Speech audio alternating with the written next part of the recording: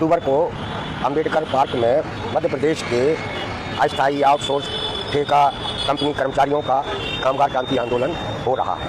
2 साल बाद हमारे संगठन को अनुमति मिली है आंदोलन करने की। इससे पहले 6 अगस्त 2023 को नीलम पार्क की अनुमति मिली थी। तब आपने देखा था कि बड़ी संख्या में लोग आए थे। सरकार हमको अनुमति देने से इसलिए कतराती है और इसलिए नहीं देना चाहती कि हम जिस मुद्दे पर काम कर रहे हैं वो मुद्दा मध्य प्रदेश का सबसे बड़ा मुद्दा है। पूरा सरकारी सेक्टर, सारी सरकारी योजनाओं का जो ठेकाकरण और कंपनीकरण किया गया है और जिसमें जो कर्मचारियों के साथ, काम करने वालों के साथ जो अन्याय हो रहा है, हमारे आंदोलनों से सरकार की बदनामी होती है, सरकार एक्सपोज होती है। लोगों को ये पता चलता है कि ये सरकार 3,000, 5,000, 6,000 रुपये में काम करा रही है। इस सरकार ने सारे तृतीय चतुर्थ श्रेणी के कर्मचारियों के पद खत्म कर दिए हैं और ये सारे के सारे कर्मचारी ठेके से रखे जा रहे हैं। यहाँ तक कि प्रधानमंत्री नरेंद्र मोदी जी की जन धन योजना का संचालन जिन बैंक के ग्राहक सेवा केंद्रों से हुआ, वहाँ काम करने वाले बैंक मित्र हैं, वहाँ भी सरकार ने एक कंपनी को बिठा दिया है जो इनकी मेहनत का सारा कमीशन ले जाते हैं।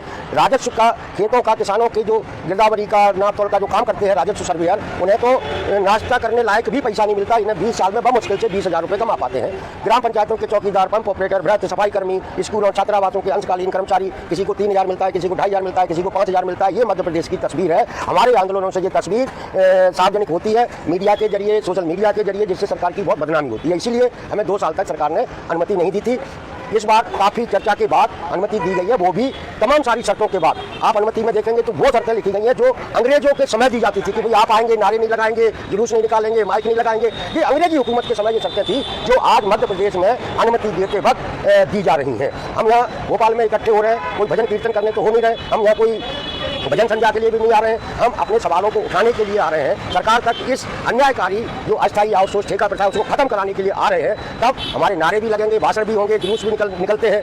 लेकिन मध्य प्रदेश एक ऐसा राज्य है जहाँ पूरा का पूरा सरकारी सेक्टर 80% तक ठेके पर दे दिया, कंपनियों को बेच दिया गया है। स्वास्थ्य विभाग, शिक्षा विभाग, ग्राम पंचायतें, PWD, नगरीय निकाय, हर सरकारी विभाग कंपनी और ठेकेदार चला रहे हैं। बैंक इतनी संवेदनशील होती हैं, वहाँ भी कंपनी बिठा दी है। हमारे अकाउंट तक सुरक्षित नहीं है। बैंक मित्रों से हमको जानकारी मिली कि वो कंपनी बगैर उनकी सहमति के उनके खाते से पैसे निकाल लेती है। तो ये जो पूरी व्यवस्था सरकार ने बनाई है, इस व्यवस्था को खत्म कराने के लिए 12 अक्टूबर को हम भोपाल के अंबेडकर पार्क में क्रांति आंदोलन करने जा रहे हैं। अनुमति मिल गई है। इस अनुमति के बाद हम प्रशासन और पुलिस की सहमति से शांतिपूर्ण तरीके से अपनी बातों को सरकार तक पहुंचाएंगे और जो हमारे लोगों के साथ अन्याय हो रहा है उस अन्याय को समाप्त कराने का संकल्प करेंगे।